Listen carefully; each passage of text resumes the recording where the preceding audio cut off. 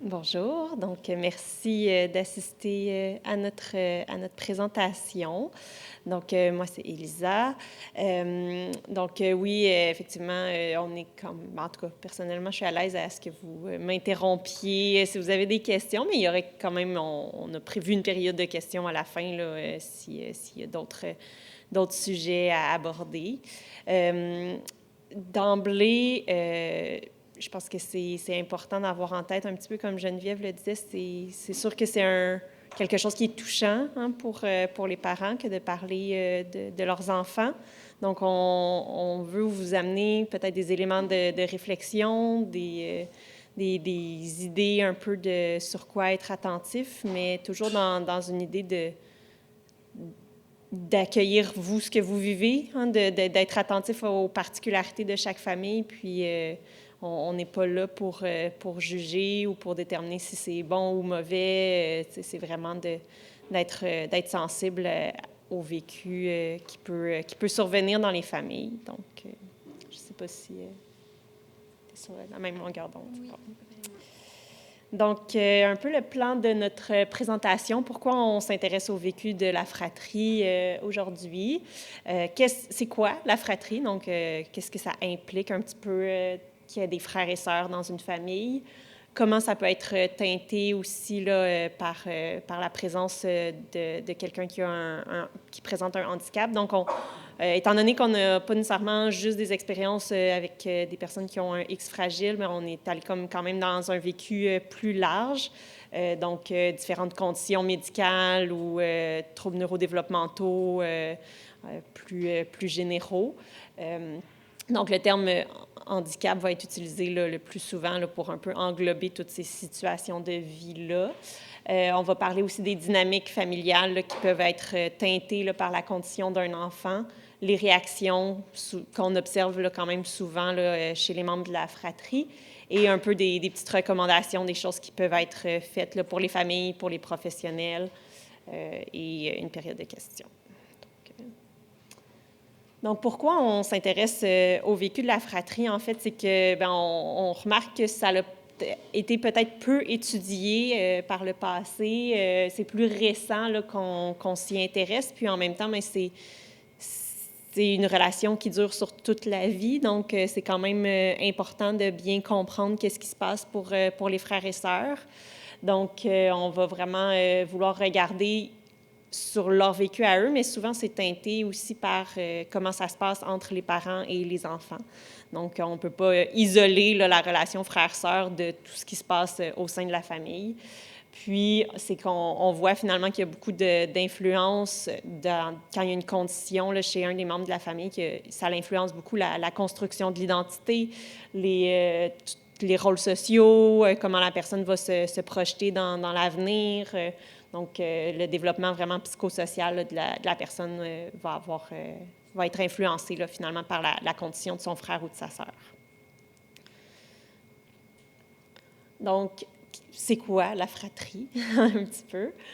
Donc, c'est comme un sous-système. Hein? Donc, dans la famille, il y a comme toute la famille, tous les membres de la famille, mais on peut voir comme le couple parental comme un système. Il y a des relations très précises qui peuvent être étudiées dans le couple parental, mais entre les frères et sœurs aussi, là, il y a comme des modes de relation, des façons, là, un peu des choses qui s'influencent et tout ça. Donc, on voit que c'est comme un peu un laboratoire, finalement, là, un endroit où les enfants vont vivre différentes situations, différentes interactions qui vont avoir un impact après ça sur comment ils peuvent le vivre à l'extérieur de la famille. Donc, ils peuvent apprendre à résoudre des conflits, résoudre des problèmes, tout ce qui est rivalité, complicité, compétition. Donc, tout ça se joue finalement à l'intérieur des fratries. Puis, c'est comme un endroit pour l'expérimenter avant de le vivre à l'extérieur de la famille. Là. Donc, c'est un petit peu comme ça qu'on le voit. Comme les notes sont là, mais on ne les voit pas toutes. Donc,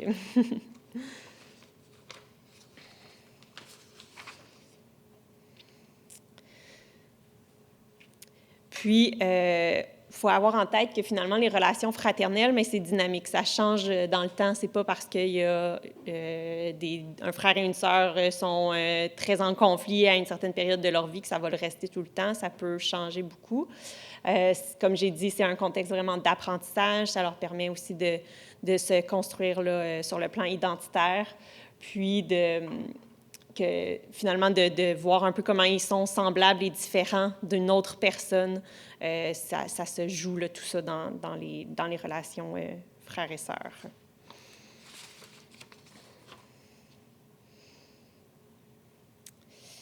Puis, il y a un chercheur qui a fait ressortir un peu comme 3 fonctions principales là, de la relation fraternelle. Donc, il y a une fonction plus d'attachement qui est aussi présente là, avec les parents, mais donc de vraiment créer une relation qui est durable là, dans le temps, sur laquelle on peut s'appuyer sur l'autre et tout ça. Il y a une certaine fonction de suppléance parentale, donc des fois, quand les parents sont soit pas présents ou une fois que les parents sont décédés, bien, les frères et sœurs portent un petit peu ce vécu-là familial là, quand ils se retrouvent finalement. Là, ça recrée un peu ce contexte-là. Puis, il y a une fonction d'apprentissage, là, des rôles, comme je l'ai nommé déjà tout à l'heure. Là. Puis, ce qu'on va aller regarder un petit peu, c'est comment ça peut être teinté là, quand il y a la présence d'une condition spécifique là, dans la famille. Là.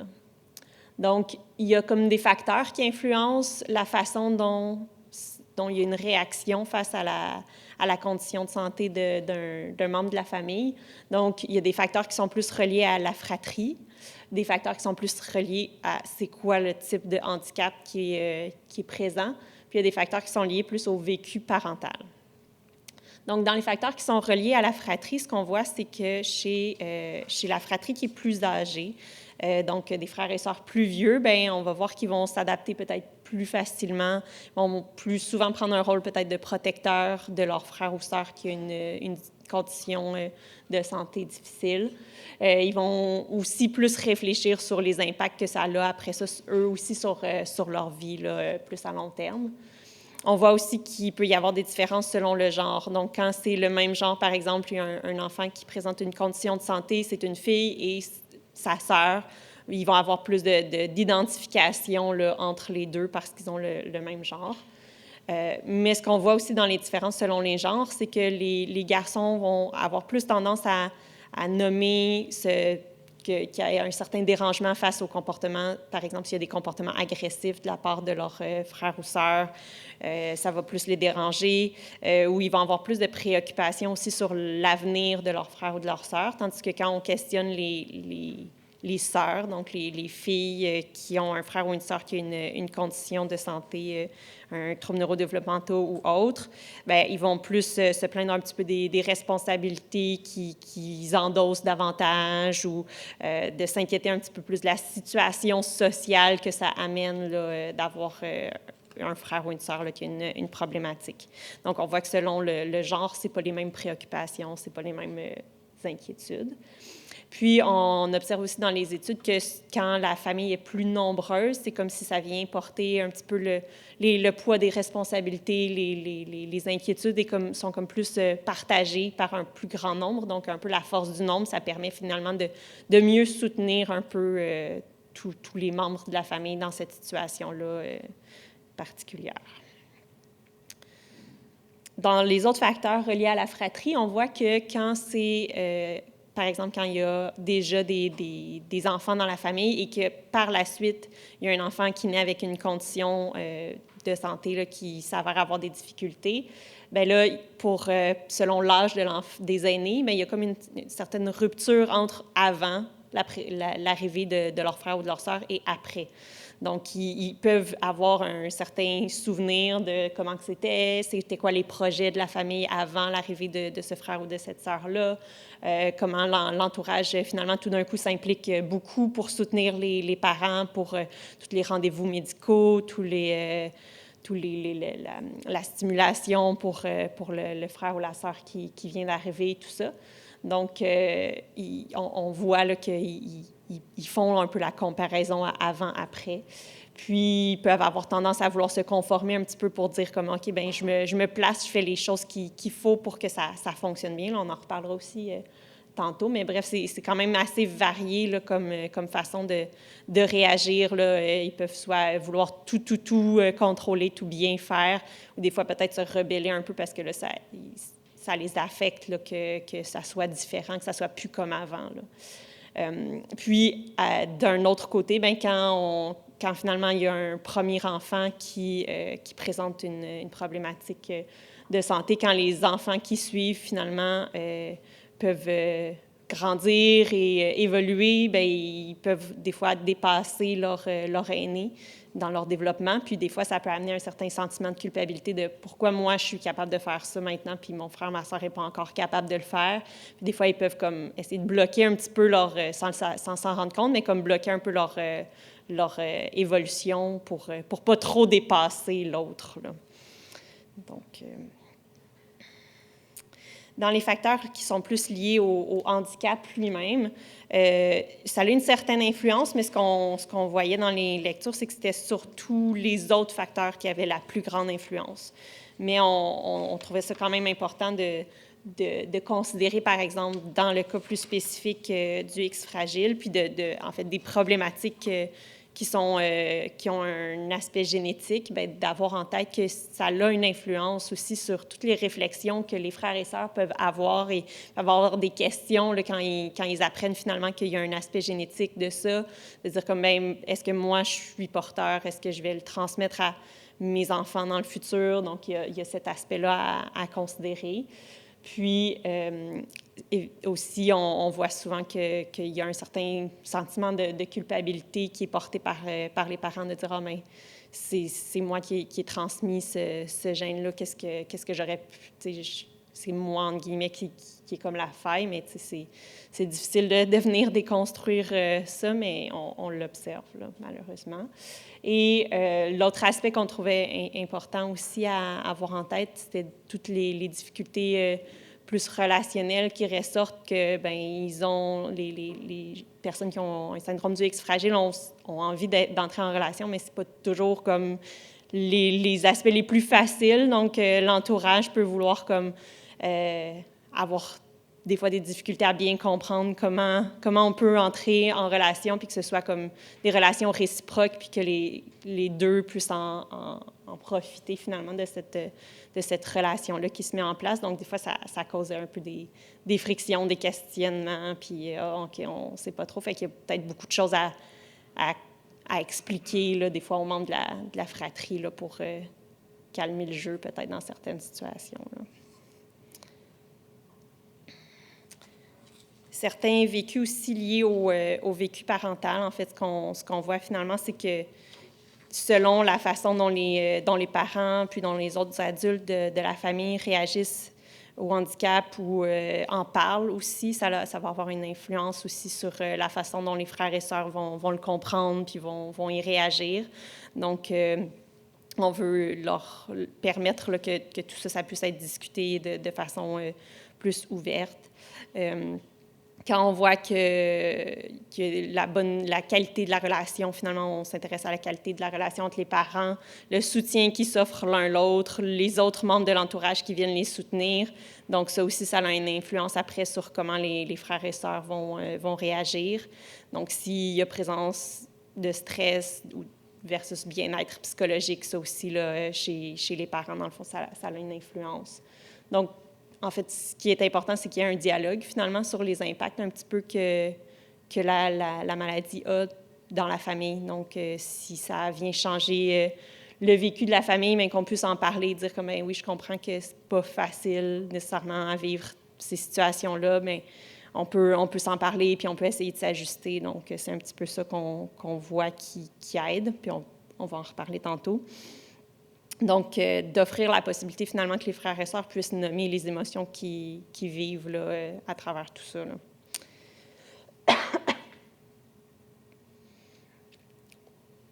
Puis, dans vraiment plus comme dynamique dans la famille, c'est que finalement, ce qu'on voit, c'est que la dynamique va comme vivre un certain déséquilibre. Donc, alors qu'il y avait...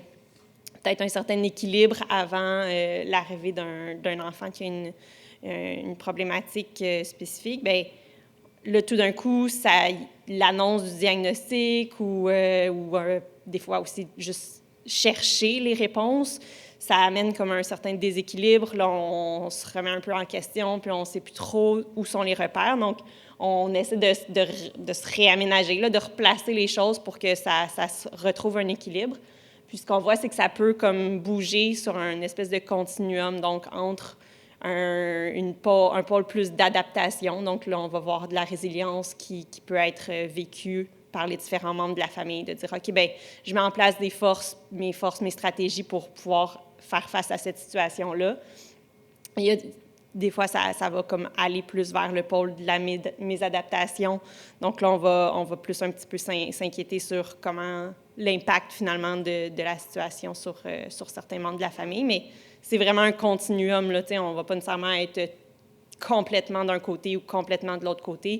Puis ça va bouger dans le temps selon les stratégies qui sont mises en place, selon le soutien qui est reçu par la famille.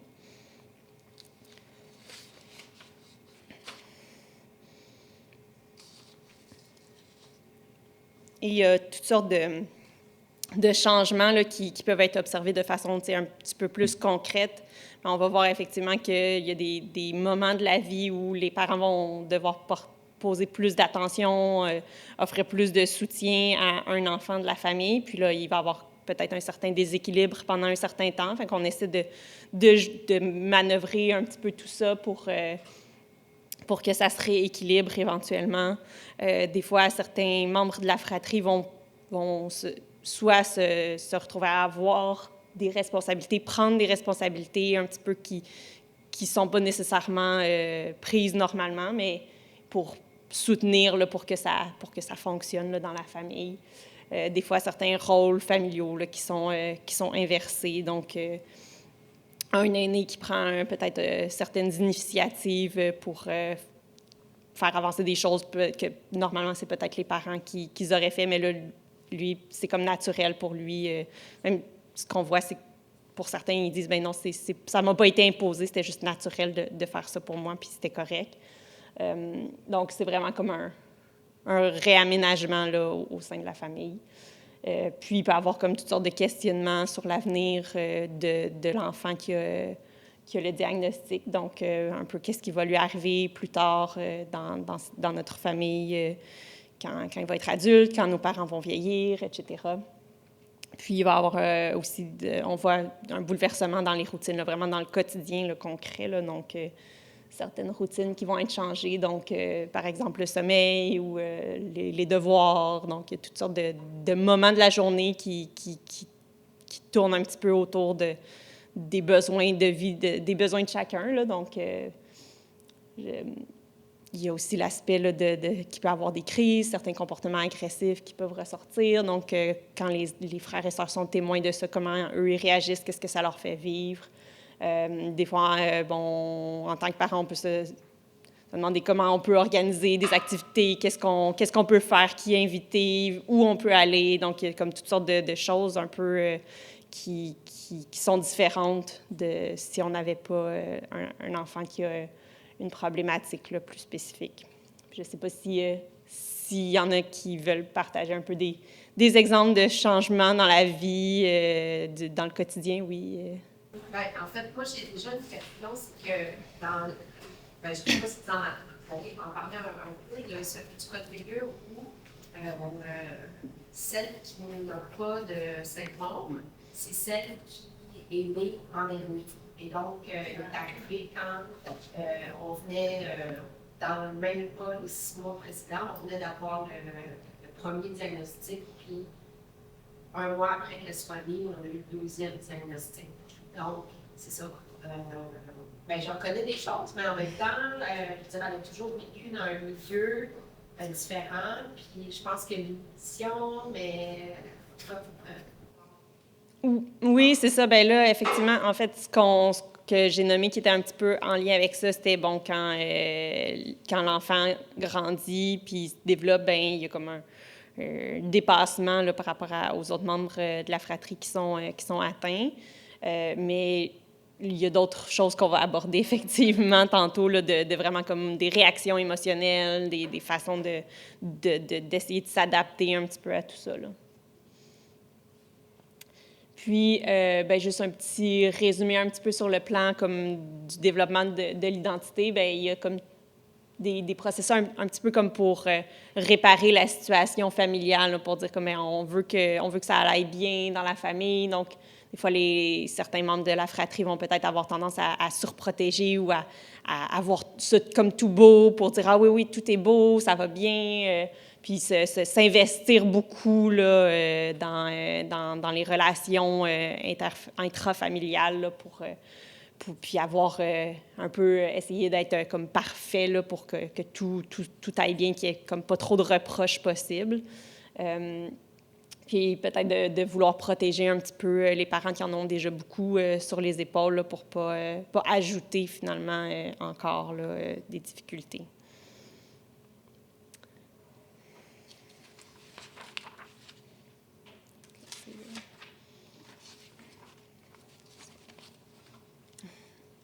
Merci.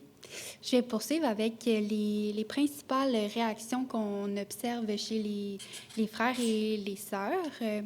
Donc, c'est une grande liste. C'est pas une liste non plus qui est nécessairement exhaustive, mais c'est ce qui ressort dans la littérature.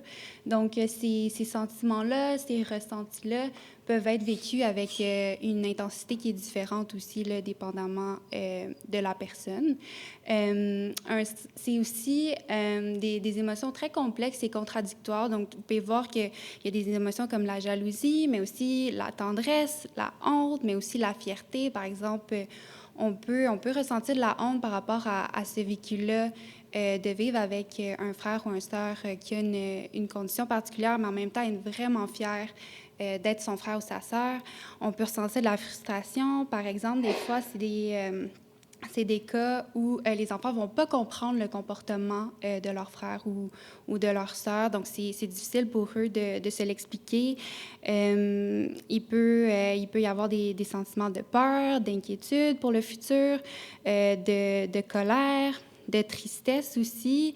D'incompréhension, par exemple, pourquoi mon frère ou ma soeur ne veut pas faire telle activité avec moi ou ne peut pas faire telle activité avec moi. Sentiment d'injustice, ça revient beaucoup aussi dans les lectures, d'impuissance également, sentiment d'être mis de côté. Puis on va regarder certains ressentis un petit peu plus en profondeur, comme la jalousie.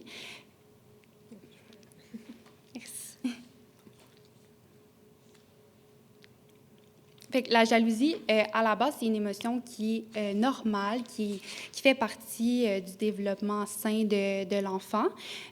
Par contre, elle peut être exacerbée dans les cas là, où il y a un enfant qui a une condition spécifique. Pourquoi? Parce que, par exemple, il peut y avoir un surinvestissement là, de cet enfant-là. Il peut y avoir comme une grande attention qui est portée à lui. C'est très normal aussi, beaucoup de soins qui lui sont accordés et ça peut faire en sorte que la fratrie a l'impression d'être un peu mise de côté, de moins comptée.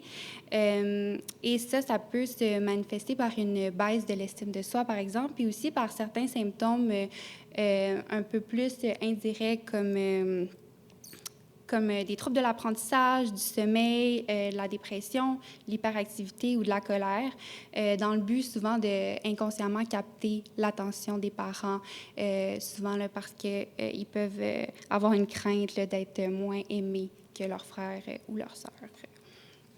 Et ces ressentis-là de jalousie, bien, ça peut susciter à l'intérieur d'eux aussi de la culpabilité, donc se sentir coupable d'être jaloux de ce frère ou de cette sœur-là.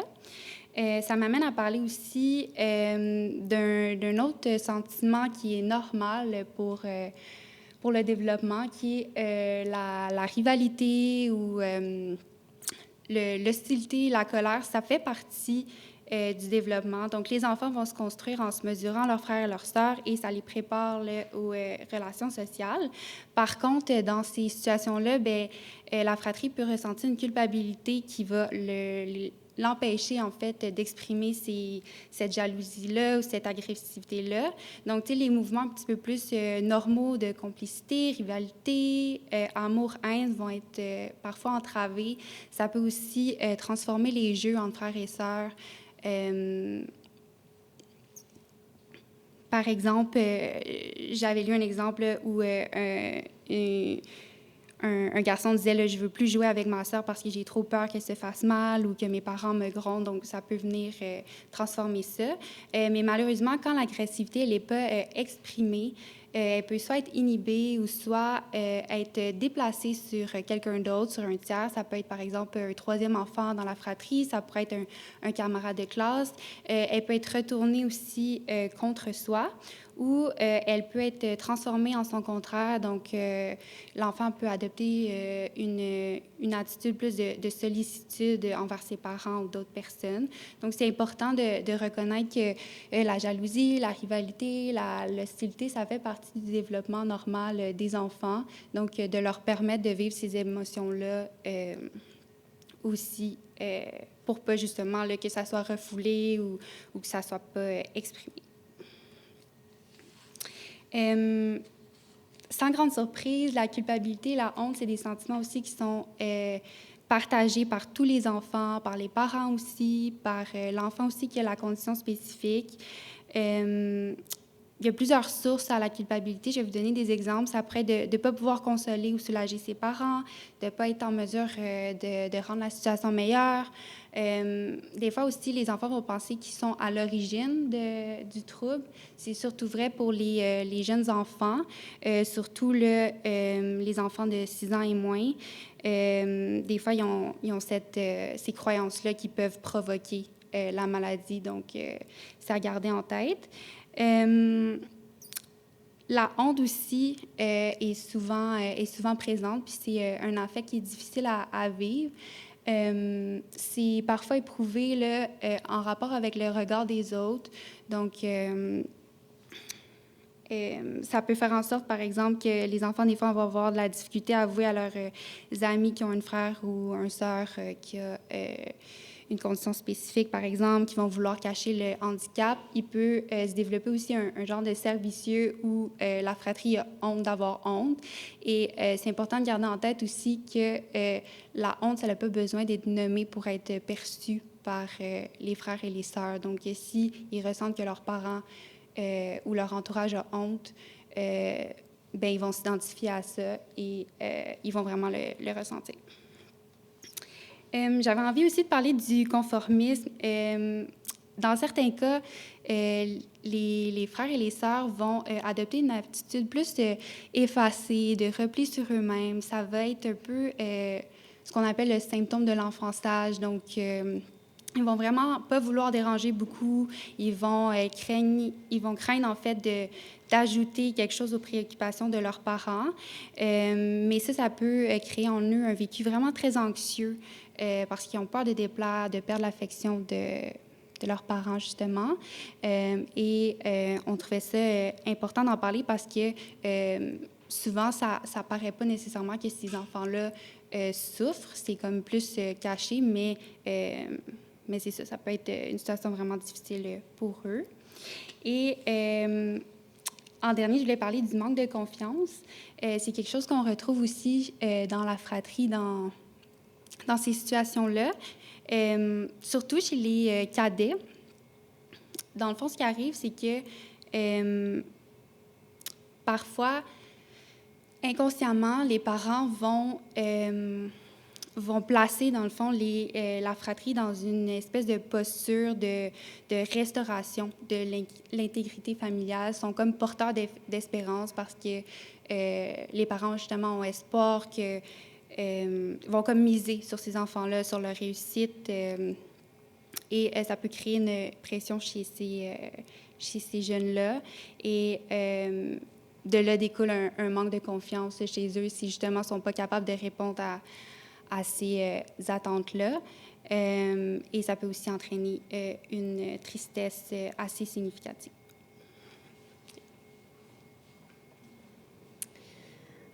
Donc, comme on peut voir là, à travers toutes ces émotions-là, bien évidemment, ça peut avoir un impact sur la construction de soi puis des relations aux autres là, pour les frères et sœurs. Donc, il y a comme un moment quand même important qui est autour de l'annonce du diagnostic, quand les frères et sœurs sont présents à ce moment-là, parce qu'évidemment, ça défait l'équilibre, puis on veut... il y a beaucoup de souffrance qui peut être portée là, par les parents à ce moment-là, donc on veut être comme attentif aussi à comment les frères et sœurs le vivent là, dans ces moments-là. Puis, on voit, là, même par la suite, là, pas juste au moment du diagnostic, mais dans la construction du lien fraternel avec le frère ou la sœur, bien, ça c'est influencé là, par la présence du handicap, mais c'est pas juste ça non plus. Là. Il y a toutes les différences individuelles, là, toutes les caractéristiques qui viennent créer des liens qui peuvent être très forts, puis on va en parler aussi tantôt. Puis la construction de l'individualité, là, c'est un petit peu résumé là, des autres thèmes qu'on a nommés. Puis, justement, cette partie-là... Oui. Je vais poursuivre sur les richesses pour la fratrie. C'est une partie que j'ai bien aimé construire. Donc, la différence dans les familles peut être vécue vraiment positivement. Donc, pour la famille, pour la fratrie, pour la personne qui a la condition spécifique aussi. Ce qu'on observe quand il y a de l'adaptation, de la résilience, c'est qu'il peut se créer une solidarité fraternelle et familiale. Il peut y aussi y avoir un plus grand nombre d'interactions positives entre les enfants. Il y a des valeurs aussi qui se développent autour de ça, donc une plus large autonomie, peut-être parce que justement, certains enfants ont eu à prendre certaines responsabilités un petit peu plus jeunes pour soutenir la famille, une ouverture d'esprit, une belle empathie, une maturité, capacité à faire face à l'adversité, une tolérance. Ça peut aussi amener les enfants à réfléchir sur le sens de leur vie. Ça leur donne aussi des occasions de croître personnellement et ça peut même aussi influencer le choix de carrière qu'ils vont faire. Donc, on remarque quand même souvent que certains frères et sœurs vont s'orienter dans des professions, par exemple, de relations d'aide.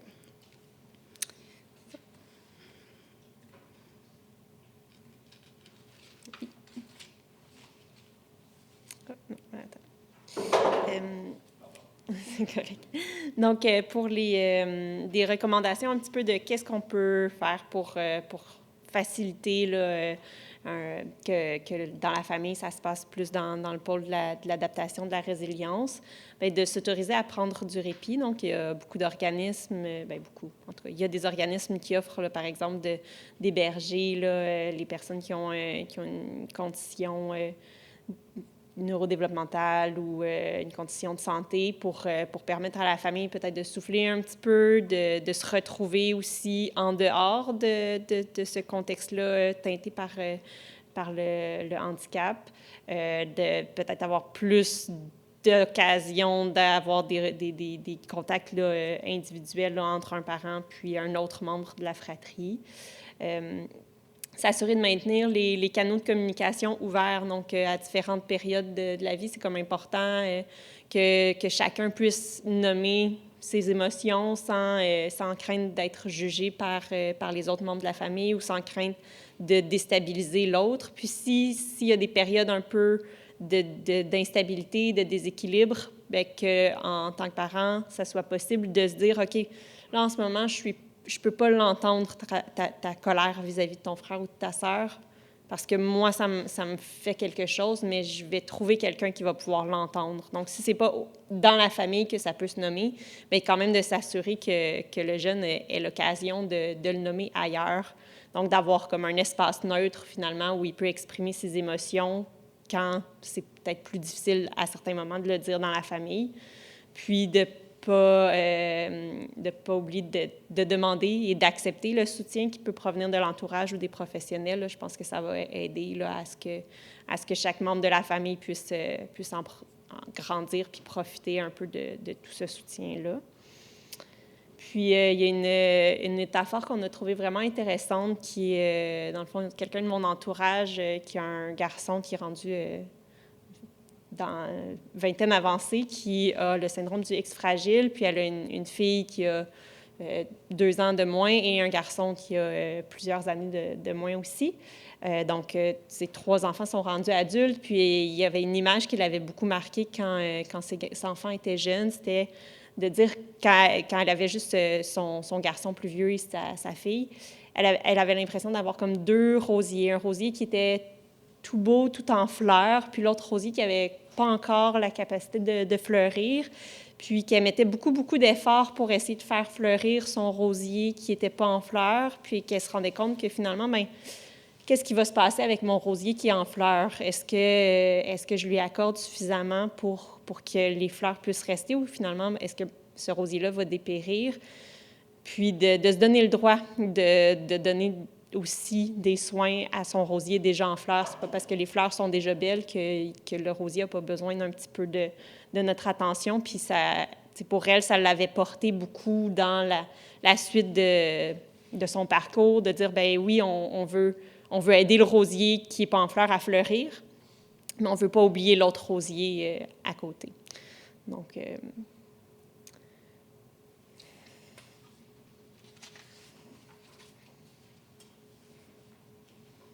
Merci.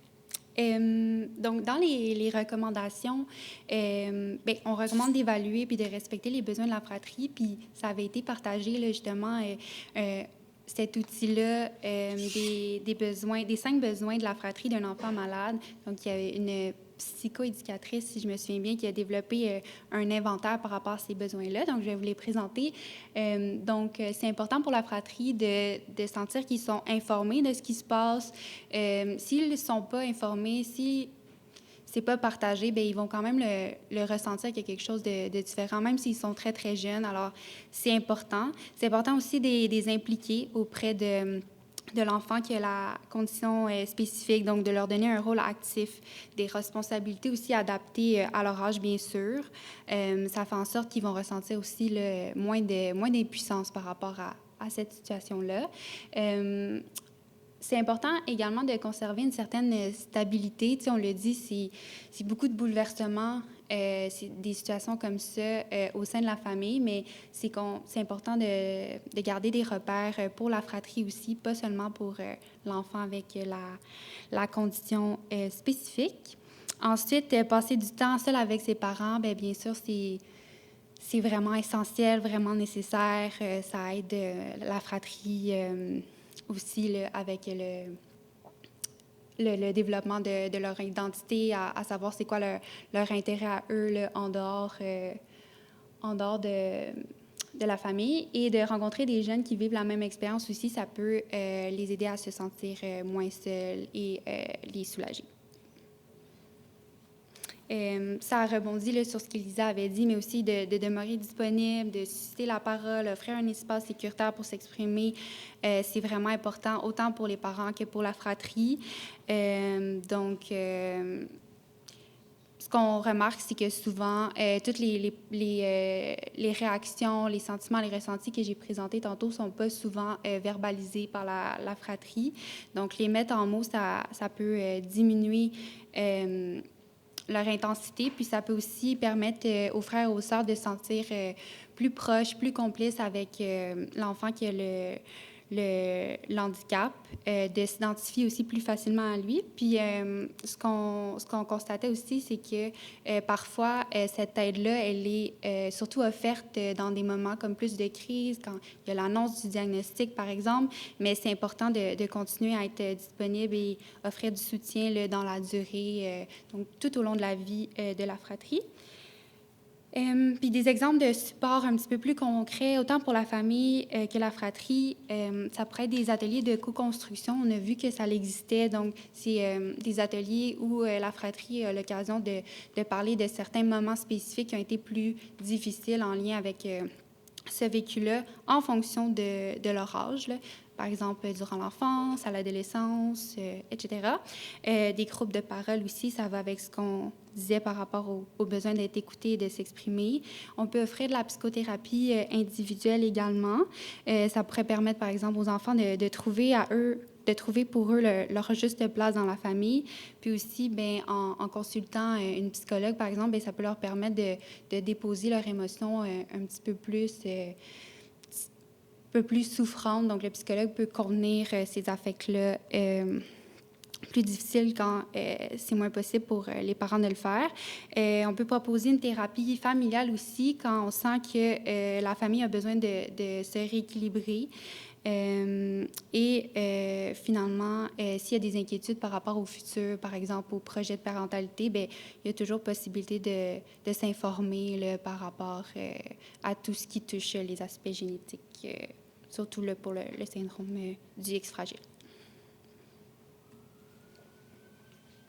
Puis, juste brièvement, dans le fond, pour un peu des pistes là, pour les professionnels, mais de savoir que, bon, quand on aide les parents, bien, on aide aussi indirectement la fratrie parce que ça leur permet d'être plus disponibles pour soutenir leurs enfants, tous leurs enfants dans la famille. On veut s'assurer là, qu'il y ait une alliance qui se crée avec chacun des membres de la famille, donc autant avec l'enfant qu'avec son entourage, puis que dans le fond, l'équipe soignante puisse vraiment bien comprendre ce qui se passe dans la famille pour que tout ce qui est proposé comme soin soit adapté aux besoins là, de cette famille-là. On peut, à certains moments, inclure vraiment la fratrie dans le processus thérapeutique, donc une approche qui va être plus centrée sur la famille plutôt que sur un individu. Il y a certains outils aussi là, qu'on peut utiliser pour aller vraiment comme comprendre le vécu là, des parents, puis ça peut leur permettre de prendre peut-être conscience de comment ils peuvent aider leurs enfants là, à mieux exprimer leurs émotions et leurs besoins. Puis, en tant que professionnel, on veut être entre nous aussi sensibles, aider les autres à se sensibiliser aussi à, OK, bien, qu'est-ce qui vit ce frère, cette sœur-là dans ce qui se passe en ce moment pour la personne qui a un syndrome. Là, on va s'aider à voir un peu ce qui se passe pour tout le monde là, dans la famille. Donc, voilà. J'espère que c'était un tour très rapide, mais j'espère que c'était clair et que ça répondait à vos questions. Mais n'hésitez pas s'il y a des questions qui demeurent. Ou des commentaires, ou des témoignages. Là, je vais dans le partage. Non, mais c'est très éloquent parce que je voyais beaucoup ce que vous avez nommé par rapport à les impacts sur la famille. Tu sais, c'est écrit avoir des fêtes à la maison. Je me rappelle plus quels étaient les trucs que vous aviez nommés, mais c'est vrai qu'il faut amener beaucoup d'ajustements. Moi, j'ai des jumeaux qui ont l'indice fragile, puis ils ont un grand frère qui est neurotypique. Puis, tu sais, moi, quand on parle de culpabilité, tu sais, moi, je l'ai beaucoup parce que bref, j'en ai un qui est correct, tu sais. Puis, je comprends. Mais est-ce que, bon, j'avais une question par rapport à. Est-ce que ça vous arrive dans votre pratique d'avoir des consultations uniquement avec la fratrie qui n'est pas affectée par. Bien là, je sais peut-être plus côté maladie, comme si c'était un diagnostic qui tombait. Là, je pense que c'est plus progressif chez ceux qui ont des enfants qui ont un diagnostic fragile. Mais est-ce qu'il vous arrive d'avoir des consultations, ou est-ce que vous savez que ça se fait, des consultations qui sont orientées spécifiquement pour ça, puis pour les enfants, puis peut-être même s'il ne l'a pas sollicité, il en a peut-être besoin, mais il ne sait pas lui-même. Fait que je suis juste curieuse de savoir si ça se fait. Bien, là, c'est sûr que moi, dans ma pratique à Sainte-Justine, c'est beaucoup les travailleuses sociales qui vont impliquer la famille. Bon, moi, je travaille plus spécifiquement en néonatologie donc, en ce moment. Donc, je m'implique beaucoup auprès des parents.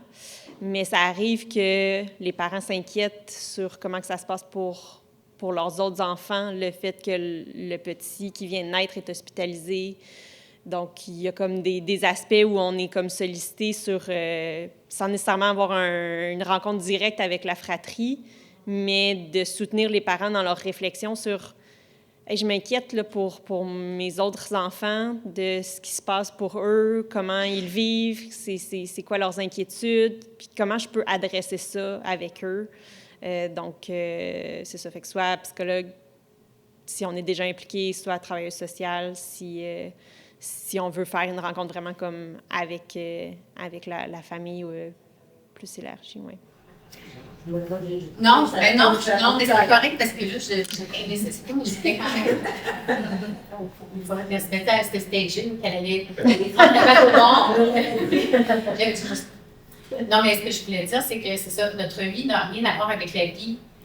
C'est étant donné que, tu sais, j'ai des jumeaux, fait que, tu sais, ils vivent tout en même temps. Et tu sais, je veux dire, ils sont hyper différents dans leur vie. C'est fragile, mais ils sont, je pense, à la lumière de ce que je vois, quand même très atteints. On peut dire ça comme ça. Puis, ça teinte le quotidien, la façon dont on prend les repas, mais qu'on ne prend pas les repas ensemble, en fait, finalement. Tu sais, la façon dont, c'est ça, tu sais, on n'est jamais allé au restaurant, tout le monde ensemble, sauf environ une fois et quart au McDo. Puis j'étais, tu sais, encore une fois, j'en ai un des deux qui faisait du flapping, content, puis l'autre qui se mettait à courir, puis qui allait aux toilettes. Puis là, tu sais, je voyais mon grand qui essayait de les contenir, tu sais, qui n'avait plus la responsabilité de ça, tu sais. Puis ça, il fait tout le temps, tu sais, la responsabilité de... Tu sais, au point où ça a eu un impact sur lui, parce que là, il a développé beaucoup d'anxiété en vieillissant. Là, il termine son primaire. Puis là, il est suivi par un psychologue qui tombe enceinte 2 fois. Puis là, elle est toujours en maternité, mais elle va continuer un jour. Mais, tu sais, c'est ça, son anxiété principale, c'est qu'il a peur qu'il arrive quelque chose à ses parents et qu'il soit responsable de ses frères. Puis ça, il n'arrête pas de. Ça a été vraiment un truc là, qui l'a vraiment paralysé pendant un très long laps de temps, parce qu'il était toujours à dire moi, je ne sais pas là, comment changer les couches, je ne sais pas qui faut appeler. Lui, il se voyait là, le nouveau parent qui allait cuisiner, puis tout ça. Puis là, il a fallu que. Puis ça a été long avant qu'il le nomme comme ça. Bref, c'est ça, cet enfant-là, c'est mon précieux parce que je me dis toujours, on est souvent dépassé, on est souvent dans des trucs à cause des jumeaux. Il y en a qui ont des problèmes de comportement. Fait que, c'est des émotions, c'est l'hypervigilance constante. Je souffre de stress chronique. Il me voit, mon grand, dans tout ça, puis je trouve je trouve ça triste pour lui, parce qu'il y a un peu l'enfance que ses amis font. C'est ça, les amis qui viennent jouer à la maison, il n'y en a pratiquement pas. C'est ça. Ben, en fait, quand les jumeaux vont au répit, on s'arrange pour faire ça une fois par mois. Ça fait d'anniversaire à lui, c'est la fin de semaine qu'il n'y a pas les garçons. Ça nous aide à être connectés. Mais à travers tout ça, ben, mon ancien conjoint et moi, on s'est séparés parce que c'était comme. Ça a été une tsunami d'émotions et de situations tellement tendues que ça nous a amenés à une rupture. Puis, tous les deux, on se disait, mais comment on va faire? Quelle personne va être assez conne pour se rematcher avec nous? Parce qu'on se disait, on a une vie qui n'a pas d'allure, j'en ai une, puis lui, mon ex aussi, ça lui blonde était ici tantôt, fait que, il y a des gens assez bons pour se trouver combien on a plus à offrir mais c'est ça, c'est un contrat, puis c'est ça, je suis souvent inquiète, je me dis, je vois mon garçon, je me dis, mais il est en train d'avoir d'être un peu dépressif, là, je le surveille beaucoup, je me dis, OK, anxiété, trouble de sommeil, tout ça, fait que, c'est ça. C'est difficile d'avancer en donnant tous les soins aux enfants qui en ont besoin, puis que, moi, c'est des jumeaux, 8 ans, couche, etc., Puis là, il y a l'autre aussi, qui vit sa vie. Puis des fois, j'ai le chicane, aussi. Mais des fois, je le chicane parce qu'il joue aux jeux vidéo, puis on dirait qu'il fait juste ça. Mais je me dis, ouais, mais en même temps, qu'est-ce que tu as à lui offrir? Rien. Je suis pas capable de faire des trucs avec lui parce que les autres arrivent, puis ils vont pitcher les choses à faire. Ils sont très. dérangeant, là, tu sais, dans le vrai sens du terme. Fait que bref, c'est toute plein de contradictions, de choses très difficiles à observer, parce que dans ce cas-ci, je ne suis pas l'actrice principale de ce que Millie dit, tu sais, c'est son histoire à lui. Mais ceci dit, c'est un être de lumière qui est très, très résilient, et ça depuis toujours, tu sais. Ne serait-ce que parce qu'il y a eu des frères jumeaux à la base, tu sais. On ne savait pas qu'ils avaient le dysphagile, tu sais. Les 2 premières années de vie de ses petits frères, tu sais, qui étaient très... comprenait que quand les 2 pleuraient en même temps, bien, papa en avait un des bras, puis là aussi, tu sais, fait que c'est lui qui gagne aujourd'hui. Alors, aujourd'hui, bon, maintenant, on va regarder partagée. C'est pas la différence, pareil, genre. Le grand a 2 ans et demi. 2 ans et demi, 3 ans. Le grand a 11 ans, puis les jumeaux ont 8 ans. C'est drôle. 3. Ouais, puis c'est ça que, moi, j'ai mon grand, il est tout seul, tu sais, il n'y a pas un autre frère neurotypique, une autre sœur avec qui jaser, s'appuyer, avoir une complicité, tu sais. Je veux dire, moi, j'ai même songé à avoir un 4e enfant, juste pour lui offrir quelqu'un avec, tu sais, pour pas qu'il prenne ça. Avec un autre... Mais là, je me dis, j'ai une énergie. Je pense pas. Oui. Fait que c'est ça, Oui. Mon plus jeune, qui est neurotypique, il a 11 ans. Le plus vieux, il a 17 ans, il est dysphagile. Bon, le plus jeune, il m'a souvent dit, j'aimerais ça avoir un frère. Moi aussi, ouais, c'est ça. J'ai dit avoir un frère. Il y en a déjà, c'est ça qui est. C'est ce qui... Les autres, ils n'ont pas de différence d'âge, ils ont 18 mois, puis il y a juste comme des frères. Puis il nous dit, le petit qui est neurotypique, il nous dit tout le temps, il est content de son frère, puis il va le protéger pareil. Mais ils sont quand même proches. Oui. Mais moi, c'est un partage. Oui. Il y a aussi quand même une belle complicité avec ses 2 frères, tu sais. Puis il y a une complicité avec chacun d'eux que eux ensemble, les jumeaux n'ont pas, tu sais. C'est beau ça. Puis il connaît les forces et les faiblesses, puis il sait comment. Tu sais, souvent, là, quand il y a des. Mes enfants sont genre à faire des feux dans la rue, tu sais, c'est lui qui court, puis qui ramène, puis qui a le bon mot. Parce que moi, si je m'accroche, il va se coucher par terre avec la piste. Mais là, Jules, lui, il est du genre à dire la bonne affaire. Puis tu sais, même si des fois les garçons, les jumeaux, ils disent non, Jules, tu sais, ils demandent à ce que le grand frère vienne intervenir, là, parce que sinon, il ne bouge pas. Il y a une belle complicité aussi. Mais c'est sûr que c'est pas la même que c'est ça. Puis mon frère est neurotypique, puis mon grand, un des jumeaux est plutôt non-verbal, tu vois. Fait que c'est sûr que. Mais il réussit à communiquer avec quand même. Puis il réussit à jouer un peu, vous savez. Mais bon, je vois cache-cache. Je pense qu'il va jouer à cache-cache toute son adolescence. Mais c'est beau pareil, c'est très beau. C'est pas moi qui prends l'enfant. Mais je trouve ça intéressant, puis là, avec votre présentation, je pense qu'il y a des choses qui sont. Fait que je vais parler avec la psychologue de ma fille, neurotypique, parce que il y a peut-être des choses qui ont, justement, elle a peut-être prêté attention, mais bon, c'est ça, parce que quand je regarde, quand j'écoute tout ça, ma fille, je pense pas qu'elle considère ses sœurs comme handicapées. Ils n'ont presque pas de symptômes. Bon, c'est vraiment, ils fonctionnent bien. Tu m'as entendu que la fille, la neurotypique, c'est la plus jeune. Ah oui, c'est ça. Mais la neurotypique, c'est la plus jeune. Puis je dis ça parce que, je pense qu'elle accepte l'handicap en général. On a une nièce, sa cousine, qui a un achondroplasie, donc un anisme. Une personne de petite taille. Cette personne-là, quand toutes les filles sont ensemble, il n'y a personne qui a un handicap, il n'y a personne qui considère l'une l'autre comme étant un handicap. C'est vraiment, je pense, les problèmes de la fratrie. C'est à cause de nous. Moi, je pense que c'est beaucoup en lien avec notre lien de parents et elle. Qu'elle trouve peut-être qu'elle n'a pas ça assez, ses besoins ne sont pas suffisamment répondus. Moi, j'ai l'impression, je ne sais pas s'il y en a qui ont cette impression-là chez eux. Et donc, quand vous parliez d'inhibition, apprentissages ou quelque chose. Mhm. Bon. Tu sais, le fait, c'est parce qu'elle s'est rendue compte que pas trop célébrer les notes. Mm. Non, parce que, je dirais, nous, on a appris rapidement que C'est les- 60, c'était super bon. Là.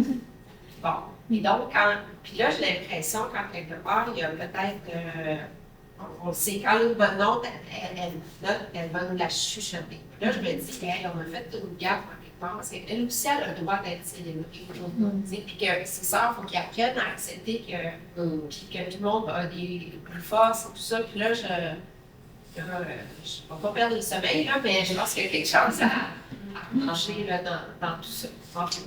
Un neurotypique qui faisait ça jeune, il a fait le super chez le médecin avec David. Puis il nous a fait des crises de jalousie, des demandes. Puis on a commencé à l'amener au rendez-vous. Puis il s'est rendu compte que c'était. C'est pas si plate, en fait. J'ai rentré pas juste le psychothérapeute, le psychologue, le psychiatre. Et tu regardes ton frère devant le livre, c'est quoi ça? Ben, ça, c'est ces exercices-là. On est là, puis on attend. On le fait aussi, parce que justement, ils ne comprenaient pas. Pourquoi l'autre manquait l'école? De clarté avec sa mère, que mon frère pensait. Ouais. Ben oui, tu sais, lui, parce que bon, lui, on dit moi différence, c'est mon plus vieux qui est fragile. Fait que ça fait que le plus jeune ne comprenait pas. Mais, tu sais, comme toi, tu dis, mais moi, je pense que c'est le regard, pas de la famille, mais des amis, de l'extérieur, mais que c'est la famille, que nos enfants. Parce que, tu sais, moi, Nicolas, il s'est battu à l'école pour son frère. Tu sais, Nicolas, à l'école, il a eu un enfant parce que. Est-ce que ça va?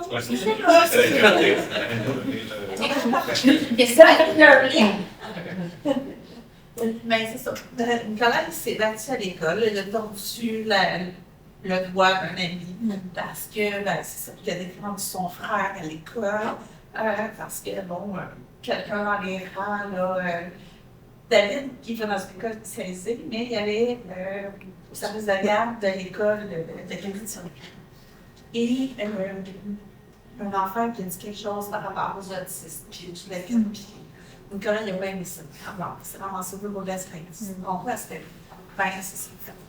Fait que ça, C'est pas ça. oui, c'est ça. Nicolas, depuis très très longtemps, il va défendre son frère. Il va interpréter aussi, parce que le langage, les garçons, c'est pas top. Fait que souvent, il va parler à la place de son frère. Son frère va dire le mot, puis il va comme le traduire, parce qu'on ne comprend pas. Il y a une job de grand frère. Oui, c'est ça. Les rôles se sont inversés. Puis il y a 15 ans. Ils ont dit des différences, fait que là, Nicolas, il a 15, puis David a 16. Puis c'est le plus jeune. Puis dirais-tu que je fais juste un parallèle, la compréhension de l'état de son frère, c'est ça plus quand il est passé à l'état d'adolescent, comme la sénateur disait, je me demande un frère, il devrait avoir un vrai frère, parce qu'à l'adolescence, Je pense, le regard change. je pense pas. Il aime son frère, mais il comprend pas les limites Oui, ça, de c'est son mon frère. Ouais. Tu sais, fait qu'il va tout faire pour son frère, mais en même temps, tu sais, genre, ben là, moi, si je suis capable de le faire, vous aussi, capable. OK. Ouais, parce que, tu sais, il est différent.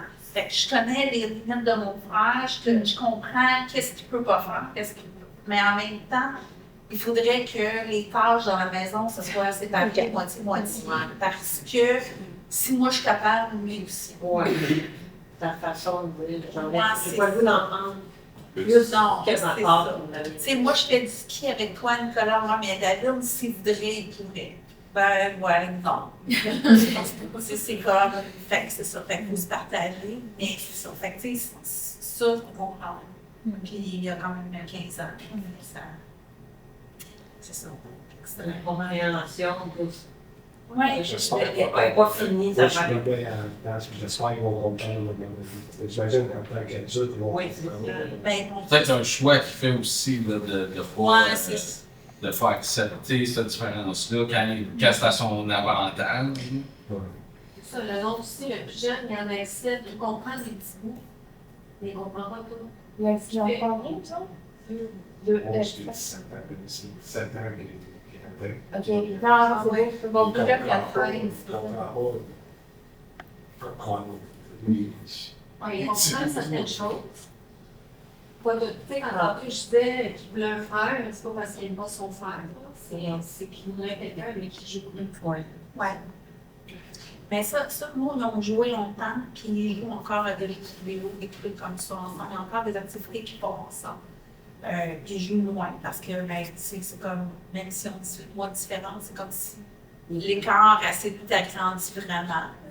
Mais c'est ça, il y a des trucs encore, tu sais, David, j'ai encore des photos, puis fait que c'est ça. Ouais, c'est ça. On est là, tandis que Nicolas, il y a mon intérêt, mais on joue des jeux vidéo et des trucs comme ça va super.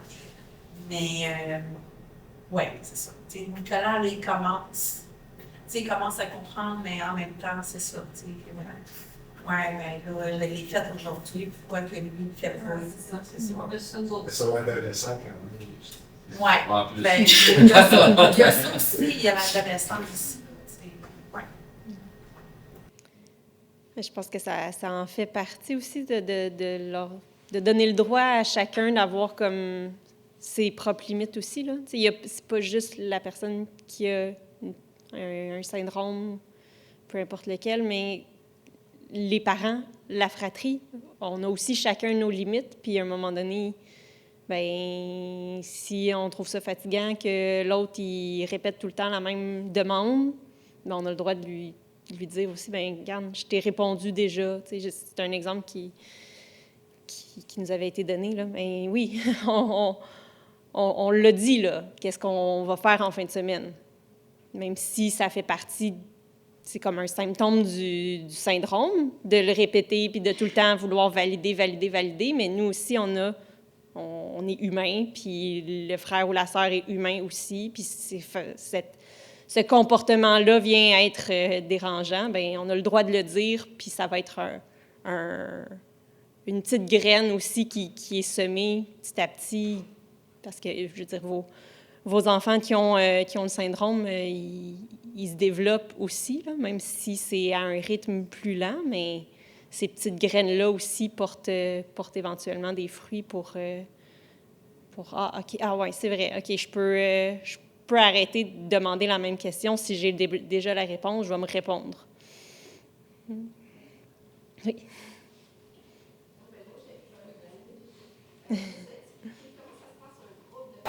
Juste pour savoir, parce que quand on a pensé à la conférence de la fratrie, on a pensé à peut-être réunir des jeunes de frères et sœurs qui ont le spaghetti, donc des jeunes comme une fille plus jeune, etc. Alors, moi, j'aimerais savoir, peut-être que la question de Geneviève est plus intéressante. Non, ben, vas-y, parce que c'est organisé. Pas moi, personnellement. Je sais pas si dans tes lectures, il décrivait un peu... Moi, je peux un petit quelque chose. Oui, vas-y, David. Puis, 2024, je dirais depuis ce printemps, ma grande fille qui va dans un groupe de papa, mais comme, on va dire, c'est un groupe. Je partage un peu leur vécu, l'activité sur les. Mais elle, c'est pour des personnes. La neurotypique, hein? Ouais. Ouais. Neurotypique. Ça fait du bien. C'est son moment de répit pour elle. C'est des jeunes neurotypiques, là, avec vous. Ouais, genre, qui vivent avec des enfants. C'est des frères, sœurs. C'est qui anime l'atelier? De qui est le coordonnateur? Scowen. Au CLSC, mettons, avec le... Dans son organisme. Pardon? Dans son organisme. Dans un organisme. Ben, j'ai vu qu'Access Québec en fait. C'est ça, moi, c'est l'artiste lancé. Ah, OK. Mais entre vous et moi, j'ai TSA, autisme, c'est dans la même famille. Bon, ben. Ça, c'est pas du bon. Mais tout ça pour dire que ça fait du bien, c'est son moment. Hey, ça va permettre de ventiler. Ben, de ventiler, sur de se rendre compte qu'il n'est pas tout seul. Ouais, c'était ça le but. Puis moi, j'ai insisté parce qu'on ne voulait pas. J'ai dit, tu sais pas, puis c'est ça, ça va te faire du bien. Après ça, le dernier, quand quelqu'un dit, c'est quand je retourne. C'est quoi qu'il a fait pour que vous fassiez une fatiguée? Je le savais simplement. Je le savais. dans le background personnel.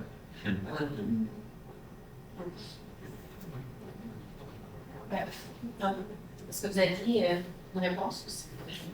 Moi, dans mes lectures, c'était surtout par des auteurs français. Fait que c'était plus des groupes de paroles qui existent en France. J'ai moins trouvé d'écrits par rapport au Québec. Fait que je peux peut-être un peu moins répondre à la question à comment ça s'organise là, de façon un petit peu plus concrète.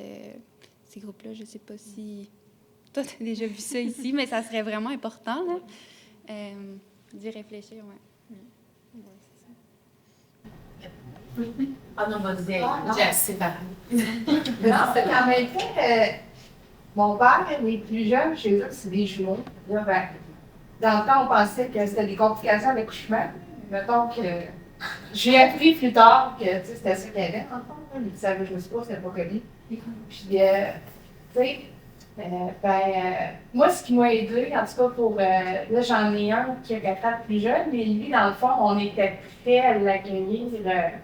Mon neurotypique, parce qu'on a fait les démarches en fécondation du couple pour pas qu'il y ait d'expulsion. Ça fait que on n'a pas eu comme le choc du diagnostic avec.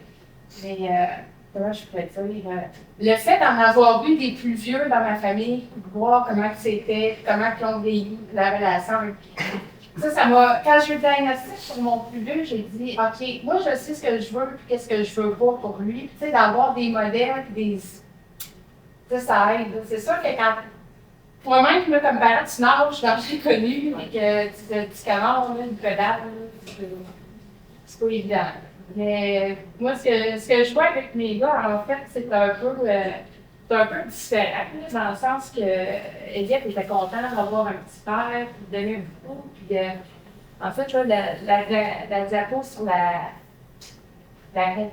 c'est un peu là, des frères là, qui veulent se jubiler, tout ça. Là, ils ont commencé un peu là-dedans. Là, mon petit fragile, là, il pogne les nerfs après l'autre. Puis là, ça peut engendrer là, avec l'adolescence des crises. Fait que là, l'autre sait qu'il faut qu'il se passe de sa vue. Il y a comme une compétition, une rivalité. Pas comme Je sais pas comment l'expliquer, bien absolument, oui. Mais là, là, je pense qu'il commence à comprendre que, dans le fond, même si c'est le petit frère, c'est le grand frère. Moi, que j'ai toujours dit qu'il n'y avait pas à. Je veux qu'il voit à ce qu'il soit bien son frère.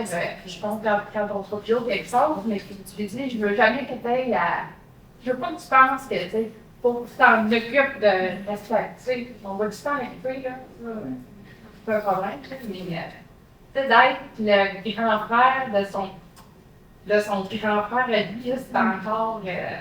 c'est encore abstrait, puis c'est vrai que des fois, il y a des caillots qui passent, là, puis mon Dieu Seigneur, tu sais, on va le voir, c'était pas ta meilleure, ça, là, tu sais, il sait, là, qu'il faut pas qu'il y ait à certains endroits où qu'il ait écouté son frère, il va pareil. Ouais. C'est bien maudit, ça. Tu sais que c'est parce qu'après ça, lui, il va s'en aller. Il faut récupérer. Là, ben, c'est qui récolte. Tu sais, c'est les autres, là, hein, on va désamorcer ça, ça va être le fun. Belle soirée à l'hospité. Je voulais juste qu'on. En fait, j'ai aussi le rôle de assistant. En plus, le terrain. Oui, le terrain. Je me donne la parole. Puis après, non, mais c'est d'autres personnes. Justement, c'est intéressant de partager tout ça, là, parce que c'est sûr qu'on se reconnaît dans l'histoire des autres. Puis, il y a plein de choses aussi par rapport à l'autonomie de. Moi, j'ai un grand, j'ai des jumeaux, puis, j'ai réalisé que mon grand n'était pas super autonome pour son âge dans plein de choses. Dès la vaisselle, parce que je le fais pour mes jumeaux, qui eux autres ont besoin d'assistance quasiment pour manger proprement. Fait que je prends les assiettes, je trouve ça clair de dire à mon grand, ben là, toi, ton assiette, tu la prends, tu vas la laver, mais je peux te les faire. C'est genre, c'est difficile d'établir ça. Puis en tant que parent, je trouve que par bienveillance pour la fratrie, c'est dur de se positionner parce qu'on veut aussi quand même bien outiller les enfants. Puis c'est ça, des fois, j'ai l'impression qu'il y a eu des petits manquements là, dans ce qu'on véhicule, que comme la bibliatrice ou des choses comme ça, parce qu'il est souvent déjà comme pris en charge parce que ses frères sont pris en charge. C'est sûr, c'est comme ça chez nous. C'est ça, ben, c'est comme ça partout. C'est difficile de dire, je le fais pour que 17 ans, je le fais pas pour que 11 ans. Ben non, mais c'est ça. J'ai des amis qui n'ont pas d'enfants handicapés. J'ai envie de te dire. Ils vont être plus autonomes. Ah, ben ça, c'est sûr. C'est sûr. La seule chose, c'est le combat de tous les parents. Ben, merci, Cassandra et Elisa. C'était visiblement un sujet qui touche beaucoup la population des parents et des proches d'enfants fragiles. Un grand merci.